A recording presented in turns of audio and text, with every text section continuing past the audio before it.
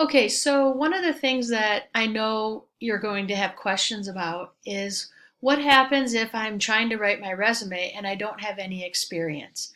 Well, you're going to have to do the best you can and kind of fluff through it. One of the things I want you to do is use the internet. Understand that when you Google like basic resumes or how to write that you cut grass on a resume, it will give you like experience to use like what your duties are. Instead of saying cut grass, they'll say lawn care or lawn maintenance, things like that. Instead of babysitting, they'll say, child care, supervised creative play and activities, things like that. So you're going to want to Google some of these things on the internet so that you have some help as you're writing through these. The other thing that you're going to want to keep in mind is volunteer experience. If you have any volunteer experience at all, you're definitely going to want to write that on your resume because it shows that you take initiative and you are motivated and determined to help others. So you want to put any type of volunteer experience in there. The other thing that you're going to want to do is think about maybe if you haven't had a job or haven't had any volunteer experience, you're going to have to fluff because your resume page has to be complete from top to bottom, right? It's going to only have the default margins on it and that's it.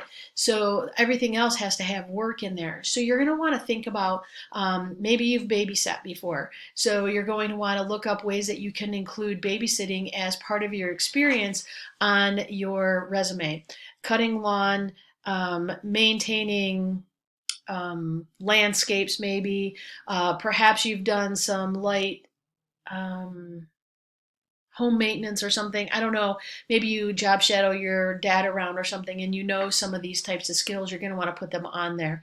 Maybe snow removal. You have to put something on there. So try to pull from some type of experience. This is the only area that I'm going to tell you to fluff. Everything else has to be accurate. But when you're having no experience, no clubs, no activities, no volunteer experience, none of these things, you got to put something on there. So the best thing for you to do is use the internet and try to get some information that will help you put onto your resume.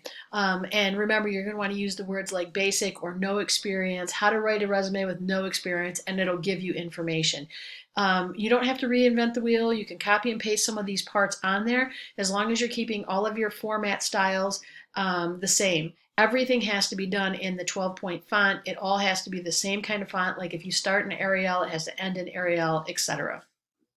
So that's the advice that I can give for you is to use the internet and to try to put together some sort of experience to to fluff it and make it look good because you have to have something. Okay? Good luck.